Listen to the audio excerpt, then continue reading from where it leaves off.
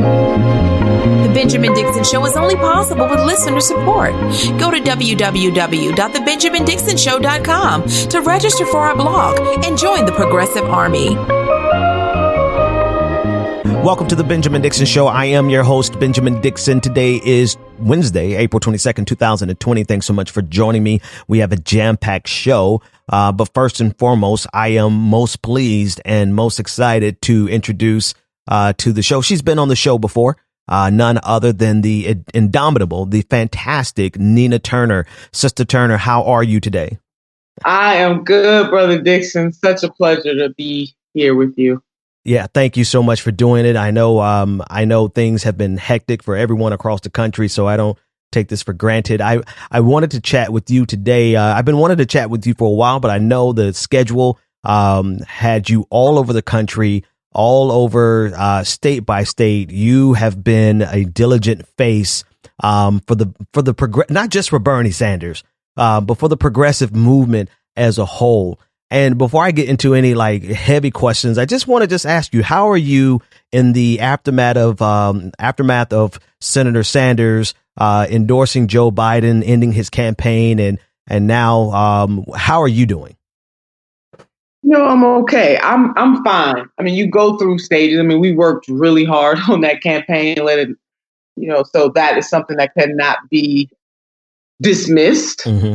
But I am hopeful and focused on moving this progressive movement forward. Movement means just that. It wasn't just about the Oval for us, even though winning the Oval was important. Right. Not that we were in the race to do, make no mistake about it. But there is a movement afoot. Yeah. And that movement, the needs of the people are still there, whether we are out of the race or not. And so my focus is in making sure that I continue to lead and push forward with other leaders in this movement. Yeah. That's one of the big questions that a lot of people have. I know you probably are privy to it, particularly on social media. Everyone wants to know what's next. Who's up next? Like who's going to lead? I have various answers to that, but I want to pose that question to you. What do you see as the next move for the progressive movement? And if I were to add something to that question, it would be, who do you see? Do you see the need for a single leader like Bernie Sanders was? And if so, who would that be, or who would they be? Or are there multiple leaders? I think that it has to be multiple leaders. Certainly the Sanders campaign itself from 16 to this very moment lit the spark. Mm-hmm. We are the fire. And who are the we? We are the people who are all over this nation, who are organized officially in organizations, mm-hmm. but also the grassroots folks, Dixon, that bubbled up all over this country, who started to really believe that they deserve better than what they had been getting. Mm-hmm. And that better means universal health care. That better does mean canceling student debt. That better does mean bail reform and other criminal justice. And I hate to even call it criminal justice, right. but reforms within the legal system. Yeah.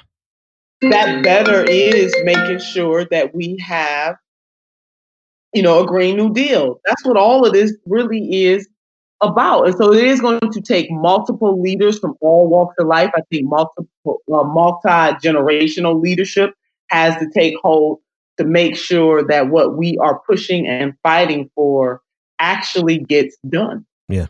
Yeah. And I want to say another thing. Progressives have to organize, though. We got to be more than just having the right ideas or the best ideas, which I believe we do have the best ideas. We have the most moral ideas. Yeah. It doesn't make it perfect, but when you juxtaposition things that we are fighting for with what would Jesus do, what would Big Mama do, what would Jones do, what would Annie Lou Hamer do? Come on, somebody. Right. We're there.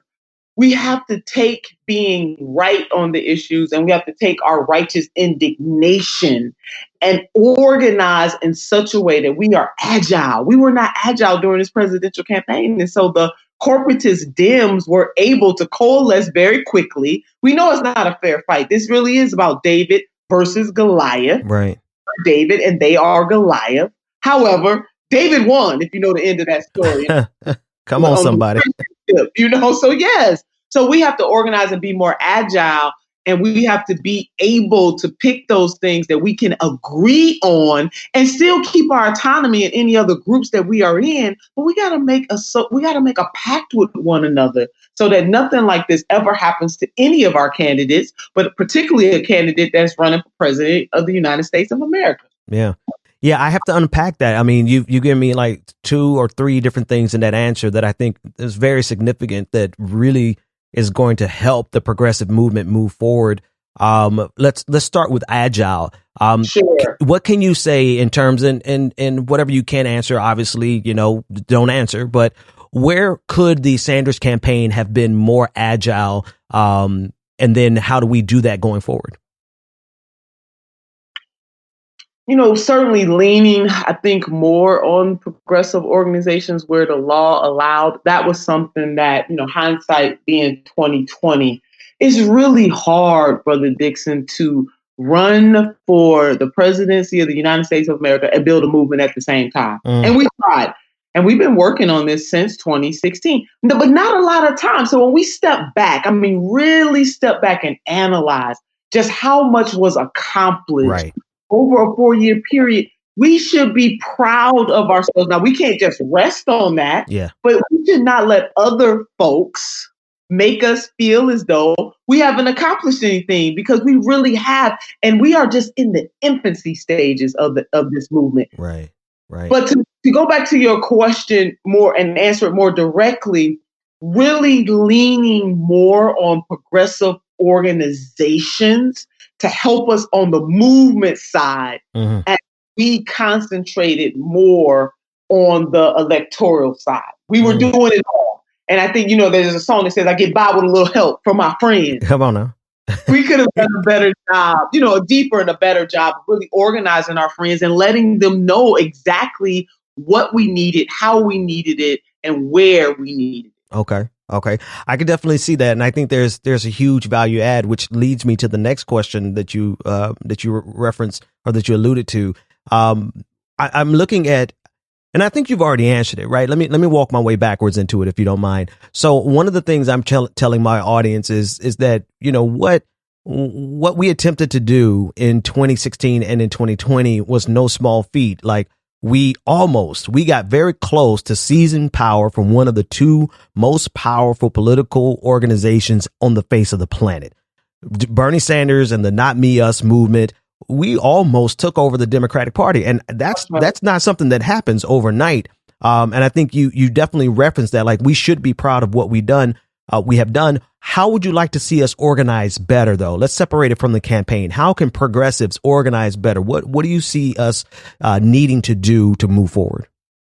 Getting to know one another. First of all, we need to understand the universe that is out there, both in official organizations like DFA, Democracy for America, or DSA, Democratic Socialists of America, or Our Revolution, Color of Change, all of these different organizations, a lot of our Latino sisters and brothers, those organizations. Let's figure out who's out there and come together around a progressive leadership table and bring some grassroots folks to, not that, I'm sure all of these organizations will consider themselves grassroots, but my reference to grassroots in this case are people who are, Movement for Black Lives, for example.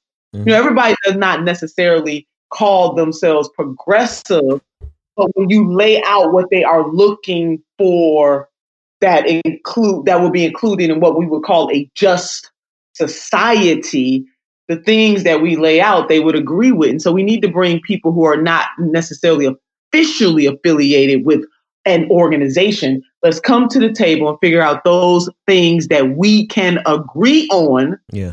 And not give up your group's autonomy, but these are the things that we're going to form a pact, PACT, over. Yeah. These are the things that we are going to fight for together. And then those particular individuals and organizations continue to fight for the other 10 or 20 things that they have. But we're coming together because we must show corporatist power. We must show the corporatist Democrats that progressives are organized organize before we can even move, Dixon. We have got to organize. And before we organize, we got to understand what we're organizing around, what we're organizing for, Right. what we are standing arm in arm for together, no matter what. Yeah. And then once we do that, then we can show the strength of the progressives in the political realm. And that is from dog catcher all the way up to the president of the United States of America. Let's get folks elected up and down. You know, we cannot, a lot of times we forego other offices just looking at the shiny object. The shiny object is very important, especially now. The presidency now is more important, I think, than ever before. It's always been important, but especially now, given the backdrop of this virus, and then who the hell is in that office right now who is deadly in every single way. But we can do both. We can hold Democrats and Republicans accountable, but particularly Democrats, especially because people got to have a choice. And if the Democratic Party is not going to be the party that's going to stand up for the people, right. I mean, really stand up for the people, then what are we doing this for? Right. Sister Turner, we're going to keep this conversation going. We're going to take a quick break so I can acknowledge all of our patrons. It's what we call the Patron Party, and we'll be right back after that.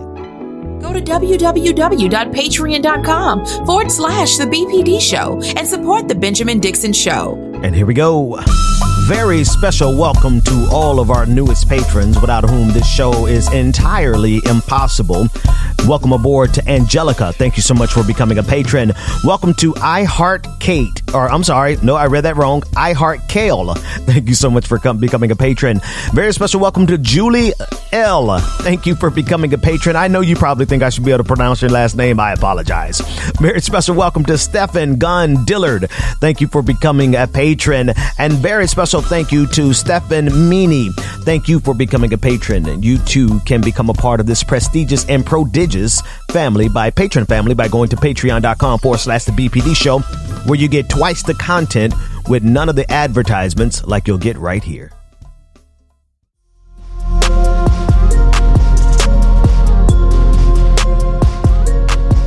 Okay, welcome back. I am going to take us back to that conversation with Senator Turner, but I just wanted to interject a couple of voicemails. There were some really poignant voicemails that came through last night that I think you should listen to. The first is from my friend Farron Cousins of the Ring of Fire. Let's listen in. Hello, Benjamin Dixon Show. This is Farron calling from Pensacola from Ring of Fire. I saw your tweet. You know, what could be done differently? What kind of strategy do we need? And I think in general, progressive candidates, progressive activists, they have to be more involved with the progressive media. The same way the establishment is with the MSNBCs of the world. The same way, I mean, all the way back to the Bush administration. If you remember when he was holding those White House meetings with Fox News talking heads and conservative radio hosts. These progressive candidates and activists and candidates and everybody, politicians, they have to use this apparatus that we have all created to their benefit. We're there to help them. Hey, Benjamin, it's Dr. Victoria Dooley at Dr. Dooley, MD from Michigan, and I'm just calling to answer who needs to step up. Black healthcare providers, Black doctors, Black nurses, Black mental health therapists, we need to speak the blank up. When you see what COVID is doing to the African American community, yes, it's because of systemic and institutional racism, but we need policies like Medicare for all, like ending cash bail, like legalizing marijuana to overall help us as a people and to overall help with our health. And I've just been very disappointed by the lack of African American healthcare providers who are loud and proud about how healthcare should be a human right. We need to be speaking up about how all people deserve health insurance. And not only that, we need to demand that it be unlawful for healthcare providers to discriminate against people because of their race. No more when Black women go to the ER, their pain is less likely to be believed. We need some consequences for those providers who display those implicit bias. It needs to be law, rule of the land. And yeah, as a people, we need our doctors, our healthcare providers to be standing up and to speaking out about all of basically Senator Sanders' policies that would improve the lives of African Americans so much, which would ultimately improve our health. Thank you. Hi, Benjamin. It's Kyle from New York. I'm just calling to say that I think that collectively we all need to step up. Just sitting around and waiting for the next AOC or Bernie, it's not really a path forward for us. And I think that just being agents of change ourselves is the only way to go. That means talking to people at your job, talking about unionizing, talking to family members in a way that you can connect with them, and just doing our part individually can collectively make a big difference and be the change that we want to see. So thank you for what you're doing, and let's get it. All right, folks, let's go back to the interview with Nina Turner.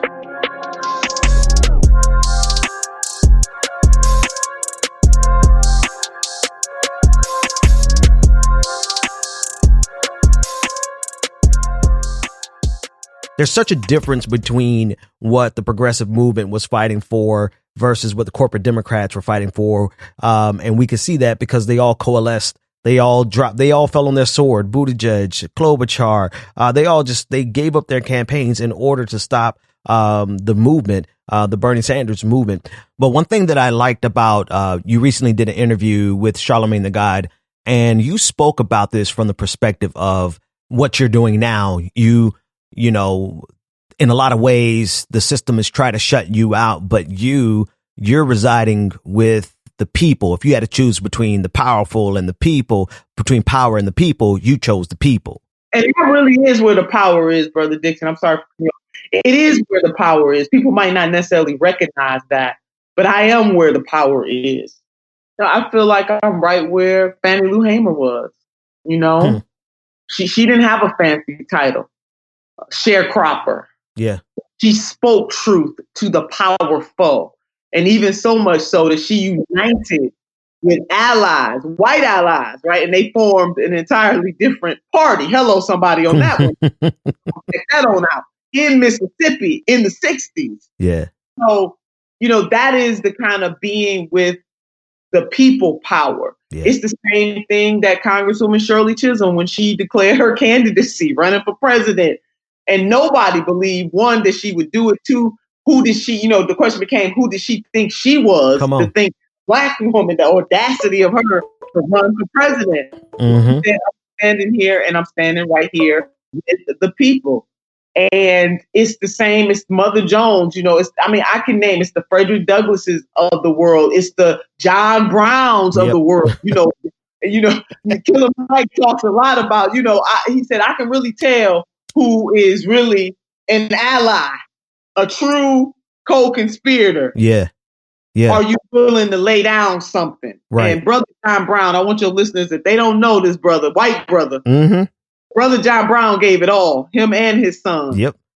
No, I'm laughing because we talk about that. Like, my audience, I'm laughing because you probably already know that you're going to be able to be so much more effective and more powerful outside of this electoral process, just leaning on your grassroots and activism roots. And I think that's why they and listen, I'm not trying to be sure, like, I am a supporter of your work. I am an admirer of your work. But what I'm getting ready to say is going to sound flattering, but I'm not trying to flatter you, because what's happening is people fear those of us who are free.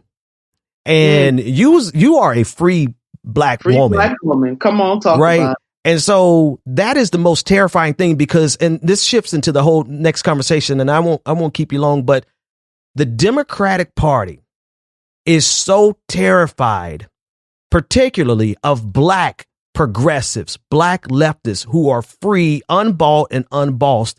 Yeah. And to me, that's the only way that we can explain how much visceral hate that you and Bree and I'm picking the two of you because you're Black women who received a level of vitriol that the Democratic Party tried to pretend that they cared about. But when it came to Black women being under attack, you and Bree being under attack, they didn't say a damn thing.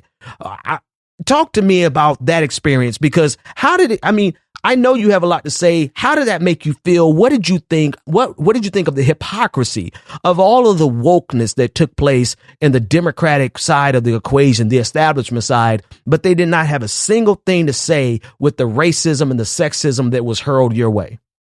They not all that woke. They are hypocrites. I mean, it's just as simple as that. And you're absolutely right, Brother Dixon, and thank you for laying that out. And I do want to shout out Bree Joy. When you are a free Black woman, you get it, and you get it more so than other people. We know that Black people, no matter what it is, no matter what the causes are, good, bad, or indifferent, we get it different ways. I always say to my colleagues, the Black codes are still in full effect. Make no mistake. They didn't go away. It's just the 21st century version. And yes, if you are a Black person, particularly a Black woman on the left, and you are visible on the progressive left, right, it is okay to be vilified, to be, put upon, to be basically virtually spat upon by these people. They think it's acceptable to talk about us and malign us with some of the most racist, sexist comments that I have ever seen in my life. And they won't say nair, as my grandma say word. And it really does show the hypocrisy that they're not real, that this whole Black women lead is not real, or Black women are the backbone of the Democratic Party. Yes, we are the backbone as long as we obey. But as soon as we get out of line and do something that is not acceptable to those who have the power at the time, we are shunned. And not only are we shunned, they encourage this kind of stuff. And a lot of these people have the check marks. And they feel as though they can say anything. And so what I want Black America to do, and what all conscious-minded people, Dixon, because a lot of people came to my rescue, to Bree Joy's rescue. You certainly were one of those people. We got some other folks who don't have as much melanin as we do, came to our rescue. I love it. It is about having a consciousness. Right is right and wrong is wrong. And what I do believe is that if this is the United States of America, then as long as my thoughts and my ideas and my actions don't infringe upon your life, your liberty, and your pursuit of happiness, then I have every right to have agency. Let's not forget that. That does not go away just because you are on the progressive left. So don't fall into the traps of these people who claim that they love Black women. They only love Black women and Black people when we do what they want to have done. And then lastly on this point, Dixon, maligning Bree Joy and myself is maligning your mama, your sister, your auntie, your daughters, your granddaughters. That Bree Joy and I, we stand in the gap for what could happen to a woman that you love. Think about that. So Black folks, wake up, whether we agree politically or not. Some things transcend politics. Right. And when folks dumping on your sisters like this, only for speaking their truth, something is wrong with that. It is the 21st century version of what happened to our ancestors in the 20th century, in the 19th century, in the 18th century, in the 17th century, and so on and so forth. It's just a new day, but the tactic is still the same. Silence them. Make them fearful. Tell them they'll never get another job. Hello, somebody. It reminds me how when our ancestors were called into offices when they got the right to vote, and their bosses would say to them, now you got to vote this way or else. Or I understand you going down there to vote tomorrow. Yep. Jonathan, I need you to vote this way. Right. Or else. It's the same tactic, Benjamin. I called you by your full first name. Benjamin. No, that's fine. It's the same tactics. It's just a different day. So it should never be acceptable to treat Black women this way, ever, regardless of our political affiliation. And Black men and women cannot afford to be separated. You hear me? Right. Other folks can do that. But when it comes to our freedom and our liberation, not that we always have to agree, but we cannot let political parties separate us. And that's what the Democratic Party is. They put the Black woman, certain Black women, on a pedestal. Right. They the backbone. And meanwhile, back at the ranch, they leaving the brothers out. The last time I checked, true liberation struggle of Black people happened with Black women and Black men together. And any political party or any group or any entity that attempts to lift one of us while trying to separate us from the other. Yeah. Yeah. We just can't play those games. See, white America can. White feminists can separate themselves. Black womanists or feminists, whatever we want to call ourselves, yes, that doesn't mean we won't have our space. That doesn't mean we don't have issues that we need to talk about as Black women and that we need Black men to understand. But when it comes to fighting for liberation and political power, we need to be in this together, period.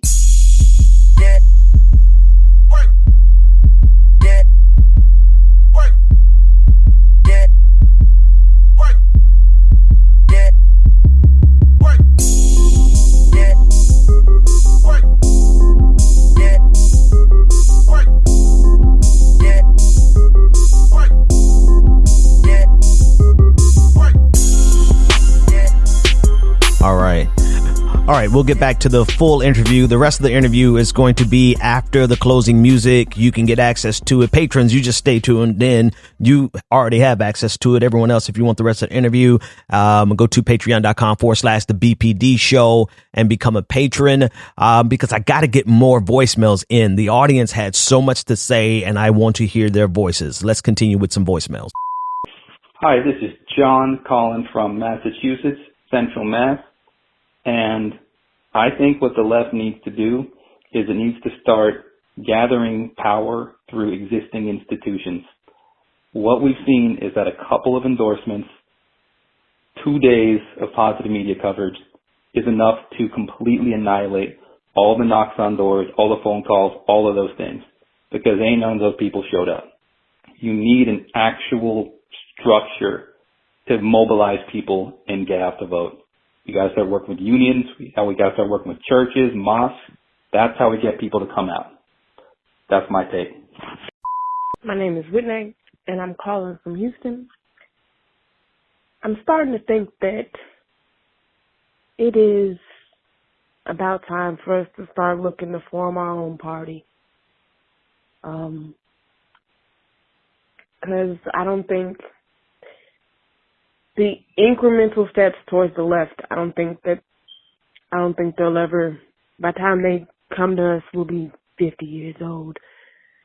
Well, my child will probably be 50 by the time they get to where I am currently. That's just unacceptable. Hi, my name is David. I'm from the Orlando, Florida area. I think what's next for leftists is to try to push Joe Biden to accept more progressive policies, especially if he plans on capturing the Bernie Sanders crowd. What needs to change? I think we need a better messaging strategy overall. We need more teeth. We're really good at being sarcastic, but not really capturing the heart of voters. Hi, Ben, and any listeners that might be hearing this. My name is Ryan. I'm from St. Joseph, Missouri, and I just want to say I think we as leftists need to find somebody soon to unite around to position ourselves electorally for 2024, because it's clear to me that, I mean, I'm sorry, Biden's going to lose. Like, I hate Donald Trump and almost everything about him, but Biden is going to lose. And we're going to have an election in 2024 that's going to be even more existential than the one we're facing in 2020. I think the person we should unite around, and this is sort of my answer to who needs to step up, is the legendary Nina Turner. Outside of Bernie Sanders, she is the person that I trust most. I mean, I trust her as much as I do Bernie, and that's saying a lot because I don't trust a lot of people who are political figures in the United States today. I would love to see the left unite around Nina and say, this is our person. This is who we think can carry our movement. I would love to see Bernie say, okay, everything I've done, this whole movement, this whole organizational apparatus belongs to the legendary Nina Turner right now because we need her. I don't know, I guess when I hear her speak, it resonates with me so much because she gets it. I mean, she understands the intersections between capitalism and racism and patriarchy and everything in such a profound way. And I think she can take us to the next level. That's it for the public show. Patrons, stay tuned. If you want the rest of the Nina Turner interview as well as the rest of the voicemails, go to patreon.com/the BPD show. Otherwise, I'll see you tomorrow. The Benjamin Dixon Show is only possible with listener support. Go to www.patreon.com/the BPD show and support the Benjamin Dixon Show. If you like this episode, be sure to share, like, and subscribe.